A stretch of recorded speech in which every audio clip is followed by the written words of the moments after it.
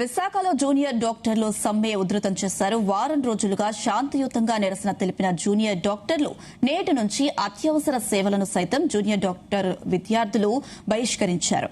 ఈ నేపథ్యంలో KGs superintendent కార్యాలయం వద్ద బైఠాయించి నిరసన తెలిపారు. తమ సమస్యలు పరిష్కరించాలని నినాదాలు చేశారు. ప్రభుత్వం తమ డిమాండ్లను నెరవేర్చే వరకు అన్ని రకాల సేవలను నిలిపివేసి ర్యాలీ చేపట్టారు. జూనియర్ వైద్యులు నిరసనపై మరింత సమాచారం మా ప్రతినిధి చంద్రశేఖర్ అందిస్తారు. జూనియర్ వైద్యులు ఆందోళన దిగారు. దాదాపు 7 రోజులుగా కొనసాగుతున్నటువంటి ఆందోళన ఏదైతే ఉందో ఈ రోజు అయితే 8వ రోజు చేరుకుంది. ఇప్పటి వరకు కూడా సాధారణ సేవలు మాత్రమే బహిష్కరించినటువంటి జూనియర్ వైద్యులు ఈ రోజు నుంచి అత్యవసర సేవలు కూడా బహిష్కరించినటువంటి పరిస్థితి కూడా కనిపిస్తుంది. ప్రస్తుతం చూసుకుంటే మనంతా కూడా విశాఖ కేజీహెచ్ వద్ద ఉన్నాం. విశాఖ కేజీహెచ్ వైద్యులు కావచ్చు, జూనియర్ వైద్యులంతా కూడా ఆందోళన అయితే చేస్తున్నారు. దాదాపు 8 రోజులుగా కూడా తమ ధర్నాలు చేస్తున్నప్పటికీ ఇప్పటి వరకు కూడా కేంద్ర రాష్ట్ర ప్రభుత్వాలు దిగి రాకపోవడం చాలా విడ్డూరంగా ఉందంటూ కూడా వారంతా ఆవేదన అయితే వ్యక్తం చేసుకుంటారు. ముఖ్యంగా చూసుకుంటే మాత్రం స్టైపెండ్ పెంచాలంటూ కూడా వారంతా ఆందోళన దిగుతున్నటువంటి పరిస్థితి కనిపిస్తుంది. మనతో పాటు కొంతమంది జూనియర్ వైద్యులు ఉన్నారు. వారిని అడిగి తెలుసుకునేటటువంటి ప్రయత్నం చేద్దాం. సార్ చెప్పండి సార్, ఏంటి అసలు మీ డిమాండ్?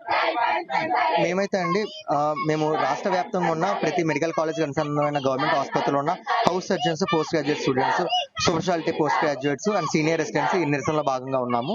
మా డిమాండ్లు అయితే 3 మాకైతే పెరుగుతున్న ధరల కారణంగా వాటి అనుగుణంగా ప్రతి 2 సంవత్సరాలకు ఒకసారి మా స్టైపెండ్ అనేది ఇంక్రిమెంట్ చేయమని రాష్ట్ర ప్రభుత్వం జీవో అయితే జారీ చేసింది 2009లో. అప్పటి నుంచి ప్రతి 2 సంవత్సరాలకు ఒకసారి ఇంక్రిమెంట్ అనేది జరుగుతూ వచ్చింది.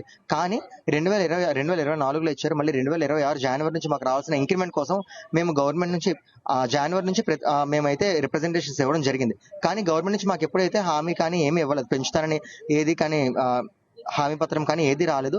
సో మేము జూలైలో ఏం చేసామంటే మాకు రావాల్సిన అప్పటికే 7 నెలలు దాటేశాక మాకు రావాల్సిన ఇంక్రిమెంట్ మాకు ఇవ్వండి, లేకపోతే మేము నిరసనకు దిగుతామని జూలై 26వ తారీఖున మేము డిఎంఈ సార్ కానీ లేకపోతే ప్రతి కాలేజ్ ఉన్న సూపరింటెండెంట్స్ కి ప్రిన్సిపల్ కి మేమైతే లేఖలు ఇవ్వడం జరిగింది. అప్పుడు ఆగస్టు 4 నుంచి మేము నిరసనకు దిగుతామని వాళ్ళకి లెటర్స్ కూడా ఇవ్వడం జరిగింది. వాళ్ళు మాకు 1 వారం రోజులు కావాలి, మేము ఆల్రెడీ డిసైడ్ అవుతున్నాము, ఇంకా లాస్ట్కి వచ్చింది మేము పెంచుతామని అన్నారు. ఏంటంటే మేము ఇప్పుడు పెరుగుతున్న ధరలకు అనుగుణంగా మేమైతే 30% అనేది స్టైపెండ్ హైక్. ఎందుకంటే అండి మన రాష్ట్రంలో కన్నా పక్క రాష్ట్రాల్లో చూస్తే నార్త్ ఈస్టర్న్ స్టేట్స్ లో కానీ పైన బీహార్ అలా కానీ నెలకి 90,000 లక్షలు వస్తుంది. ఎందుకంటే ప్రతి వారం మేము మా మెడికల్ కాలేజ్ ఉన్న పోస్ట్ గ్రాడ్యుయేట్ కానీ స్పెషాలిటీ పోస్ట్ గ్రాడ్యుయేట్స్ కానీ వారానికి 70 నుంచి 90 గంటలు పనిచేస్తారండి.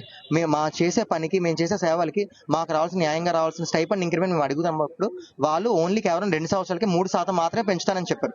3% మాకు ఎవరికి అసలు ఇష్టం లేదు, అది తీసుకునే ప్రసక్తే లేదని చెప్పి రాష్ట్ర వ్యాప్తంగా ఉన్న జోడా సంఘాలన్నీ మేమైతే నిరసనకు దిగాలని నిర్ణయించాం. ఇప్పుడు దాకా 1 వారం రోజులు నిరసన తెలిపాము, కానీ నాన్ ఎమర్జెన్సీ సేవలు మాత్రమే బహిష్కరించడం జరిగింది. ఎమర్జెన్సీ సేవలు, ఐసీయూ సేవలు అన్ని యథావిధిగా కొనసాగాయి.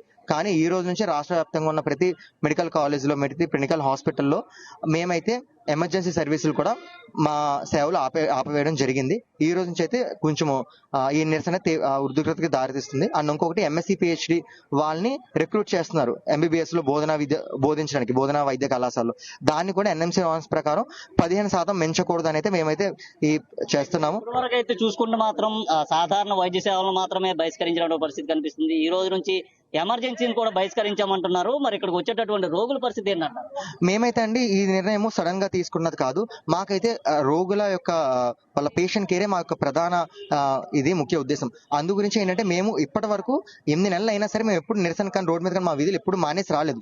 ఇప్పటి కూడా 2 వారాల తర్వాత మేము ఈ ఎమర్జెన్సీలు బాయ్కాట్ చేద్దాం నిర్ణయం తీసుకున్నాం. ఎందుకంటే ఇప్పటికి 2 వారాలు అయినా సరే గవర్నమెంట్ నుంచి మాకు ఎటువంటి ప్రతిపాదన రాలేదు. ఎలాగంటే మా సేవలను గుర్తించి మాకు గవర్నమెంట్ వచ్చుద్దేమో దిగుద్దేమో అని మేము చేసాం తప్ప వాళ్ళైతే మాకు ఎటువంటి హామీ కానీ పెంచుతామని కానీ ఎటువంటి గవర్నమెంట్ నుంచి రాలేదు. సో అందుగురించి ఏంటంటే మేమైతే దీన్ని ఉద్రిక్తత పెంచడానికి మేమైతే ఇలా తీసుకున్నాము. ఈ పేషెంట్ కి అయితే ఇబ్బందికరంగా, ఎందుకంటే మేము చేసే సేవలు అందరికీ తెలుసండి. క్యాజువల్ లో కానీ ఎమర్జెన్సీలో కానీ ఐసీయూలో కానీ మా వాళ్ళు చేసే సేవలు ప్రతి ఒక్కరు చూస్తున్నారు.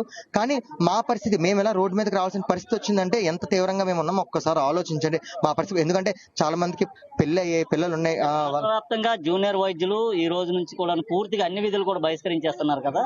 ఎన్ని రోజుల్లో మీ సమస్య పరిష్కారం అయ్యేటటువంటి అవకాశం ఉందని మీరు భావిస్తున్నారు? గవర్నమెంట్ అయితే మా డిమాండ్లు విని స్పందిస్తుందని అనుకుంటాము, కానీ ఇంతవరకు వచ్చుద్దని మేము అనుకోలేదు. లేదండి, మాది ఎప్పుడు శాంతియుతంగానే మా ప్రొటెస్ట్ అనేది ఉంటుంది. మాది ఎప్పుడు మేము వైద్య విద్యార్థులు ఎప్పుడు కానీ హాస్పిటల్ కానీ ప్రజలకు కానీ ఎటువంటి ఇబ్బంది కలిగించే ధోరణిగా మేమైతే వెళ్ళాలనుకోవట్లేదు. ఎందుకంటే మాకు తెలుసు ప్రజల కష్టాలు మాకు తెలుసు, అవన్నీ మాకు తెలుసు. సో మేమైతే శాంతియుతంగానే మేము చేస్తాం. కానీ మాకు రావాల్సిన డిమాండ్లు మాకు కావాలి అని చెప్పి మేము గవర్నమెంట్ అడగడం జరుగుతుంది. దానికోసం ఇది నిరసన తెలుపుతుంది. రైట్, రాష్ట్ర వ్యాప్తంగా చూసుకుంటే మాత్రం జూనియర్ వైద్యులంతా కూడా ఈ రోజు నుంచి అయితే పూర్తిగా అన్ని విధులు కూడా బహిష్కరించినటువంటి పరిస్థితి కనిపిస్తుంది. దాదాపు 7 రోజుల నుంచి కూడా కొనసాగుతున్నటువంటి ఏదైతే సమ్మె ఏదైతే ఉందో దాన్ని ఈ రోజు అయితే తీవ్రతరం చేశారు. ఈ రోజు నుంచి పూర్తిగా అన్ని విధులను కూడా బహిష్కరిస్తున్నాం, ఎమర్జెన్సీ కేసులను కూడా బహిష్కరిస్తామంటూ కూడా చెప్పినటువంటి పరిస్థితి కనిపిస్తుంది. తమకు రావాల్సినటువంటి న్యాయపరమైనటువంటి డిమాండ్స్ ఏవైతే ఉన్నాయో ఆ డిమాండ్స్ నెరవేర్చకపోతే సమ్మెను మరింత ఉధృతం చేస్తామంటూ కూడా చెప్పినటువంటి పరిస్థితులు అయితే ఉన్నాయి. వీడియో జర్నలిస్ట్ శివకుమార్తో చందు, జీ న్యూస్, విశాఖ నుండి.